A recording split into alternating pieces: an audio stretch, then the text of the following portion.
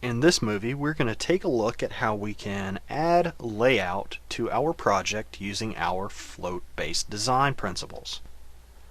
Now, the first thing I actually want to do here is I want to jump into my CSS page, and I want to change the page max width. Now, the way that we have it set up right now is that the maximum page width is 1100 pixels. Well, that's actually much larger than our screen right now. So I'm going to go ahead and change that to something that's a little bit smaller, just so that we can see it scale appropriately. So I'll go ahead and save that. And there we go. So now we see that we have our margin auto set up. And we've also made some decisions as far as our margins and padding are concerned that will affect how our overall layout will work whenever we set up our floats. So let's go ahead here and let's set up some of our floats. I'm going to go ahead and move on down here to our site mission because we wanted the site mission to float over to the right. So I'm going to go ahead and add in float right. I'll save that and jump back over here and refresh, and I see that it floats out to the right. Now, because I'm floating this out to the right, it's moving its position in the natural flow. So what happens is the bottom of our containing box moves up because this content isn't taking up the space that it's supposed to in the natural flow of things. Another consequence of this is that our site mission is now not really visible. So that's actually why we had set our margin top here to negative 110 pixels. So I'll go ahead and uncomment that and save and refresh, and now we see it move up to where it should be. Okay, now let's go ahead here and let's set up the rest of this, because we want our related links here to be floating over to the right, and we want our sidebar here with the about and the tip of the week to be floating out to the left. And lastly, we will want our footer down here to be clear on both sides. So I'm going to go ahead and scroll back up here and then jump back into my CSS. And the first thing I'll do is I will target my related. So I'll set up my float and make that right. So I'll save that and just jump back here just to see what it does and refresh. And I see it jumps over to the right hand side. Now our sidebar is actually in position where we want it to be. However, we will have to specify float left because we want our content here to move up. So our sidebar is now going to be set up to float left.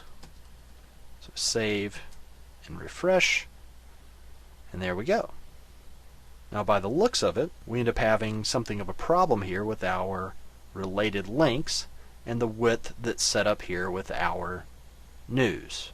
So to correct that, I'll go ahead and jump back into my CSS, and what I think might make sense is to increase my margin on the left, because that's where this is.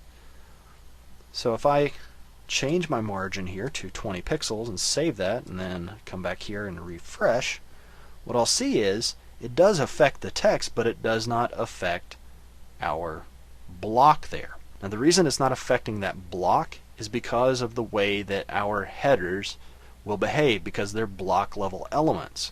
And our block level elements do not necessarily pay attention to our floats, because our floats are floating out to the side of that, and our block level elements have an entire width that it can take up. So the appropriate place to fix this problem is by setting the width on our news item. So if I come down to my news and find the H2, I see there's the margin right is set to 20%.